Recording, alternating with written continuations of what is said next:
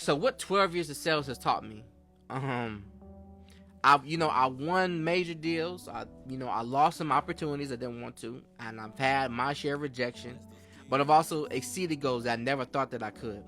And through a lot of this experience, I learned that I can apply more than just, my everyday business. And today I want to share some of those lessons that I learned within my 12 years. So welcome back to the Larry Motivates channel. And I'm glad that you guys are following me because we're going to keep learning and we're going to be sharing things together. So whether you're in sales or you run a business, you're interviewing for a job, or simply trying to grow as a person, these lessons can definitely help you. So let's get started. So one, rejection is a teacher. Whether whether you're going to lose a deal or you're going to get a no, do not take rejection personally. You want to use your rejection as feedback.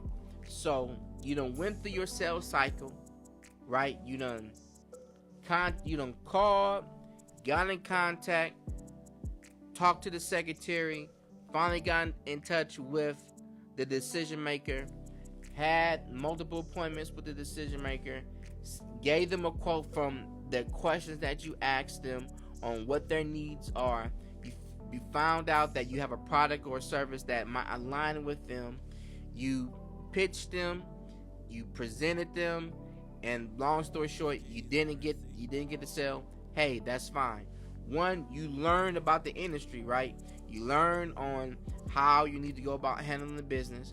And then at the end, if they end up saying no, it's okay to ask why, right? And that question then is going to give you the ammo to get to the next customer, right? Or you might have another round to go back with them. It's like, oh, okay, well, we can actually do this. So sometimes it might bring the sale back, right? You never know, but you make sure that you want to dial in, because sometimes it's not you. It could just be the product or the service, or sometimes it could be you, to where you have to adjust the way that you communicate with a particular customer. So regardless, the no is just going to give you the ammo that you need to close the next sale or to revitalize the sale that you already have. And I've learned this a lot in my lifetime. People buy trust. So they're not just buying a product or service, they're buying into something that makes them feel good about the purchase that they make. Because nobody wants to spend their hard-earned money to get something and turns out that it's not what they thought it was. And in fact, they could return it, or you could get bad publicity from it. So you want to make sure that whatever that you're presenting, that it's going to be A1, that it's doing exactly what you said that it was going to do, and that the customer is going to be satisfied from what they purchased from you. You got to make sure that. Now, sometimes that's not always the case, and sometimes it's not always going to be your fault if something does not present itself, or it doesn't give the desired outlook or product that it's supposed to give, right? But you got to make sure that you cover everything that you were supposed to when it comes to your product and or service. You got to make sure that you are confident in what you're selling or what you're consulting. But even if you're not, you got to fake it till you make it. You got to act like you're confident, because your customers are definitely going to be able to tell the difference between the things that you're saying. If there's a lot of maybes or a lot of assumptions, but you're not confident in what you're saying, they can see right through that, because the person that you're probably going to be selling to, they probably done been pitched so many times that they can tell who you are from a mile away. And sometimes they might help you, but you got to make sure that you seem confident in whatever that it is that you're presenting. And then also you got to try to, and if you know the sales cycle, you got to try to build a relationship with this particular customer, right? Especially if the sales cycle is longer, because sometimes it's not the product or the service that actually gets you the win. It's actually the relationship that you built with the customer that gets you the win. So you want to do that. And when you cover those things, all those things I talked about, that's where trust gets built in. And so when they trust you, hey, you can have something that's a little bit more expensive than the competition, but because that they know that the relationship that they have with you, they'll buy from you because they know, hey, he or her is going to fulfill their needs, or if I have a complaint, I know a person that I can talk to help make sure you get the things done. Because think about it, like when you guys call into those 800 numbers, the customer service, you don't want to talk to an AI person. You want to talk to a person. You want to talk to somebody, and the better relationship that you have with them, the better times that you're gonna succeed in knowing that, hey, I can support you. I'll be right there when anything goes bad. The next biggest thing outside of trust is consistency, right? Consistency wins a lot of times, right? And what I want to say about consistency, there's two sides of it. Is a win and a loss. And in the wins, you are consistently covering things that are making you presentable. You're doing a lot of the good habits when it comes to prospecting, when it comes to calls, when it comes to sending out quotes. You have a structure. There's a structure of winning. You're winning in your process, right? On the calls, on the follow-ups, on the quotes, on the accuracy, on being on time. There's a lot with those wins. You can be consistently winning, or you could be consistently losing. But you want to make sure that you are building the habits to consistently win.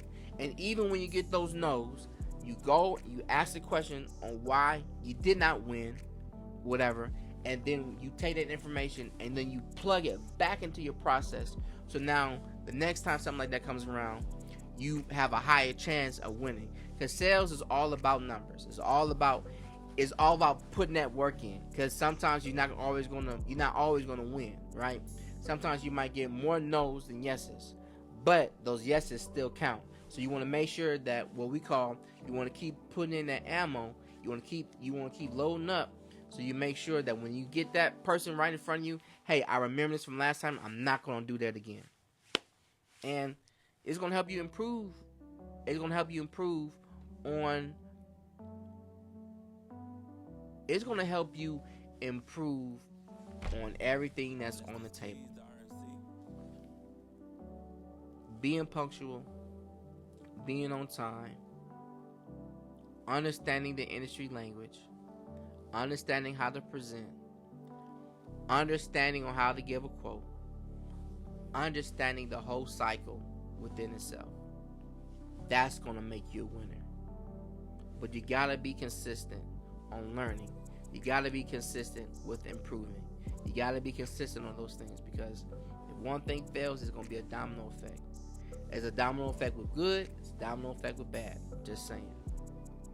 So, the biggest lessons is this could happen, and this could help you with your career.